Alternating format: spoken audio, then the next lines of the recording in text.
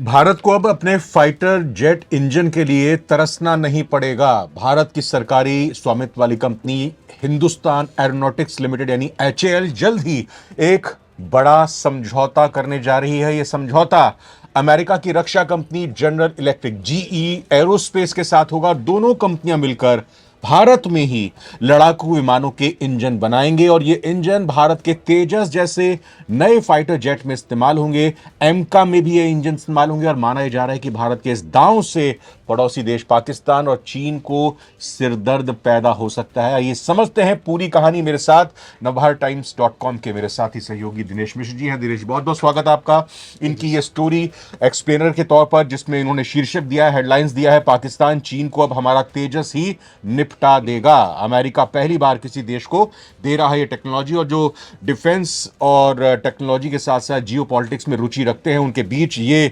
Story इस वक्त बहुत चर्चा का विषय बनी हुई है। दिनेश जी, क्या खास बात, दो महत्वपूर्ण बात मेरे को नजर आ रही है। एक तो पहली कि अमेरिका पहली बार किसी देश को ये टेक्नोलॉजी दे रहा है, दूसरा ये कि अपने देश से बाहर प्लांट लगाने जा रहा है, और तीसरी बात यह कि टेक्नोलॉजी ट्रांसफर करने वाली बात भी है। ये बताइए कि रूस को छोड़कर अमेरिका के पास क्यों जा रहे हैं, और रूस और दूसरी बात यह कि अमेरिका कैसे राजी हो गया भारत को ये टेक्नोलॉजी देने के लिए और भारत में प्लांट लगाने के लिए। देखिए, सबसे बड़ी बात यह है कि अब एक छोटी सी कहानी जान लीजिए पहले कि 50 के दशक में हमारे देश के पहले प्रधानमंत्री जवाहरलाल नेहरू, उन्होंने इसकी खूबियों को समझा था कि इंजन हमारे देश के लिए कितने जरूरी हैं। फाइटर प्लेन जी, फाइटर प्लेन के लिए, क्योंकि बिना इंजन के अगर हम कहीं से मंगाते हैं तो जाहिर सी बात है उस समय भी, क्योंकि जिसके पास इंजन होगा वही पावरफुल होगा। तो द्वितीय विश्व युद्ध के समय एक मिस्टर टैंक थे, साइंटिस्ट थे, इंजीनियर थे बेसिकली, वो नाजी जर्मनी के, हिटलर के इंजीनियर रहे। तो उन्होंने एक विमान डिजाइन किया था, जिसने पूरे विश्व युद्ध में बड़ी तबाही मचाई थी। तो उसी को लेकर के नेहरू भी प्रेरित थे और उन्होंने सोचा कि उनको मिस्टर टैंक को यहाँ बुलाया जाए और उनकी टीम को बुलाया जाए और एक इंजन बनाया जाए। तो वो इंजन वो आए और यहाँ पे प्रोटोटाइप वगैरह सब बना, ठीक है, लेकिन वो कामयाब नहीं हो पाया। बाद में जैसे मारुत 24 करके एक इंजन बना, जो प्लेन बना फाइटर जेट के, और उसके बाद वो थोड़ा बहुत, मतलब बहुत ही कम, मतलब सफल हो पाया, चला वो। लेकिन मारुत भारत में बना था जी, उसी जर्मन इंजीनियर की उसी मदद से बना था, लेकिन वो उतना सफल नहीं, कारगर नहीं हो पाया। फिर हम एक बहुत लंबे, मतलब आप समझिए कि भारत को अनाज में आत्मनिर्भर होना था, हरित क्रांति आनी थी, फिर विश्व 1965 का वर्ल्ड वार, पाकिस्तान के साथ वार हो गई, फिर 62 में चाइना के साथ हो गई। तो ये पीछे छूटता है, बाहर ये सब चीजें पीछे छूटती है। फिर जब इंदिरा गांधी आई, तो इंदिरा गांधी के जमाने में जैसे सतीश धवन और कलाम साहब जैसे बड़े होमी, उनसे पहले होमी जहांगीर भाभा थे, जिन्होंने एटॉमिक रिसर्च की एक वो आधारशिला रखी। और फिर के कस्तूरी रंगन जैसे बाद में जो साइंटिस्ट आए, इसरो वगैरह, उनके नेतृत्व में आगे बढ़ा। तो देश, मतलब आप कह सकते हैं कि जेट इंजन से पहले अंतरिक्ष की उड़ान भरने लगा देश।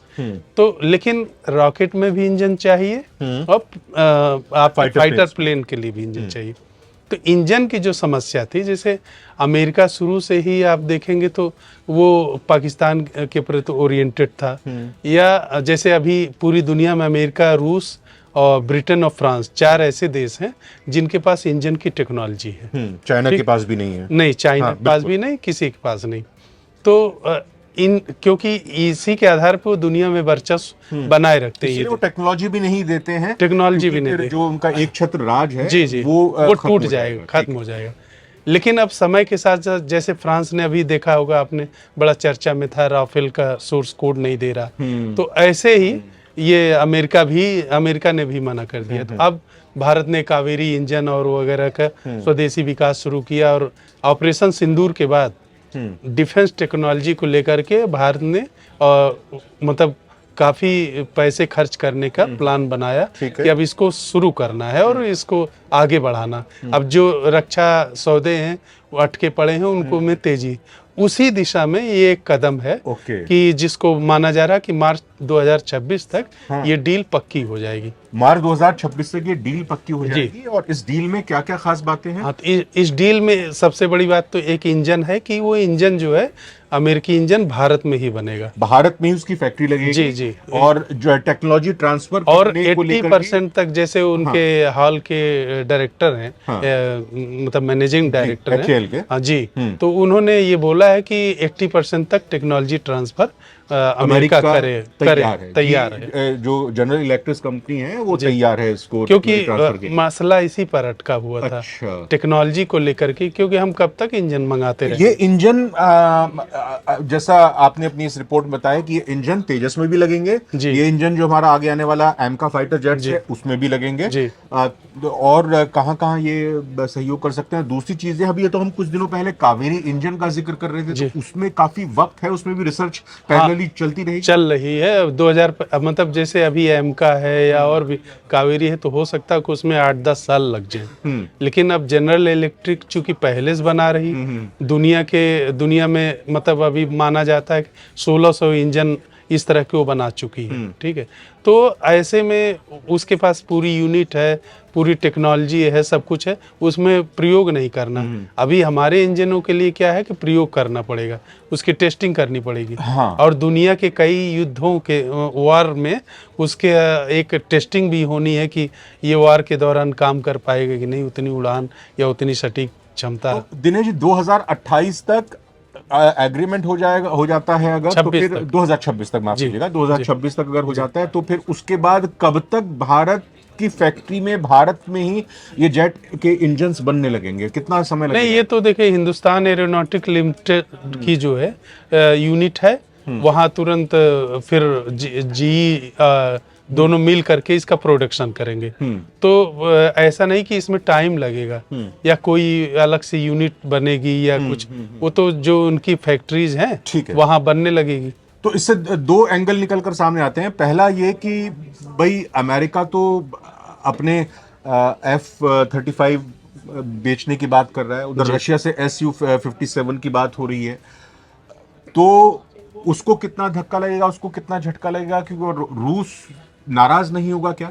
और फिर दूसरी चीज मेरी ये है, एक सप्लीमेंट्री क्वेश्चन इसी में ये कि क्या हम चाइना, जो कहा जा रहा है कि इस साल के आखिर तक अपने JF-27 देने वाला है, जो 6th स्टेल्थ फाइटर जेट्स हैं 6th जनरेशन के, तो उसी में भारत की तरफ से जल्दी कार्यक्रम किया जा रहा है। तो दोनों सवाल है, पाकिस्तान और चाइना के संदर्भ में भी, और साथ ही साथ रशिया और अमेरिका के संदर्भ में भी कहना। अब देखिए जियो पॉलिटिक्स तो है ही है, एक वजह है कि जैसे आप मान लीजिए कि पूरी दुनिया में अगर आप देखें तो जैसे ऑपरेशन सिंदूर के बाद से मतलब भारत को भी नए फाइटर जेट्स की जरूरत महसूस हो रही है, ठीक है।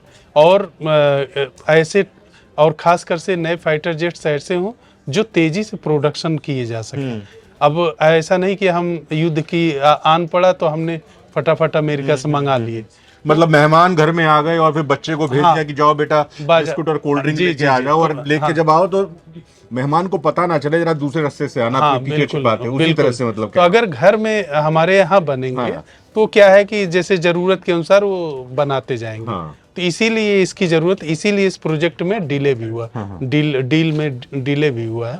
लेकिन अब समय रहते, चूंकि सरकार ने खुद एक बड़ा कदम उठाया और तेजी से चीजें आगे बढ़ रही हैं, तो अब जल्दी ये मतलब इस सौदे को अंतिम रूप। तो हमको जरूरत नहीं पड़ेगी अब जो है Su-57 की, या फिर एक हो सकता है कि हम कुछ भाई अभी इसमें भी काम में पूरा होने में जेट इंजन आएंगे, हमारे तेजस लगेंगे, उसके बाद फिर हम एमका बनाएंगे, 2035 तक की बात है, कावेरी इंजन आएगा। तो उससे पहले अगर चाइना और पाकिस्तान डबल फ्रंट पे अगर हमको टेंशन है तो भाई Su-57 को नहीं आप सही कह रहे हैं, जरूरत करने की जरूरत पड़ेगी हमें। इजरायली रडार की भी जरूरत पड़ेगी, Su-57 की भी जरूरत पड़ेगी, हमें प्रीडेटर ड्रोन की भी जरूरत पड़ेगी। बहुत सारी हर फ्रंट पे काम कर रहे हैं। लेकिन आप एक चीज देखिए कि जब से नरेंद्र मोदी सरकार आई है तो मेक इन इंडिया प्रोजेक्ट के तहत हर चीज चल रही, डिफेंस में खास कर से, कि वो अपना हो। और वो खास कर से जैसे तेजस को डेवलप कर, अब तेजस वो काम नहीं कर सकता जो Su-57 कर पाए, क्योंकि तेजस हल्के लड़ाकू विमान है, हमें भारी विमान भी चाहिए होंगे, भारी बड़े 6 जनरेशन फाइटर्स भी चाहिए, 5th जनरेशन फाइटर्स भी चाहिए।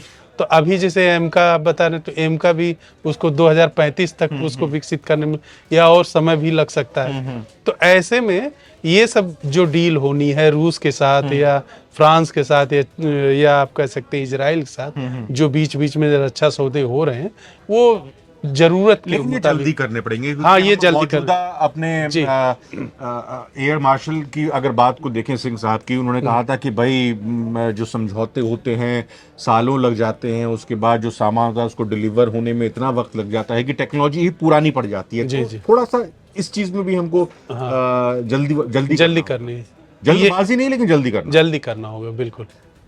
बहुत बहुत धन्यवाद करना चाहेंगे दिनेश जी, आपने समझाया, क्योंकि अगर हम एक एक पहलू पर टेक्निकली अगर बात करने लगे तो इसमें बहुत ज़्यादा लंबी वीडियो हो जाएगी। जी। लेकिन आपकी सहूलियत के लिए दिनेश जी ने navbharattimes.com पर जो पूरी विस्तार से खबर लिखी है, जिसमें एम का प्रोजेक्ट पर क्या असर पड़ेगा, भारतीय वायुसेना में के बेड़े में कितने तेजस शामिल होंगे, मैं इसका लिंक जो है navbharattimes.com का अपनी वीडियो की डिस्क्रिप्शन में रख दूंगा। आप उसको ओपन करके उस विस्तार से पूरी खबर को भी पढ़ सकते हैं। फिलहाल आप हमारे साथ जुड़े, इस वीडियो के बारे में अपने कमेंट करके जरूर बताइएगा। आपका फिलहाल बहुत बहुत धन्यवाद। Thank you.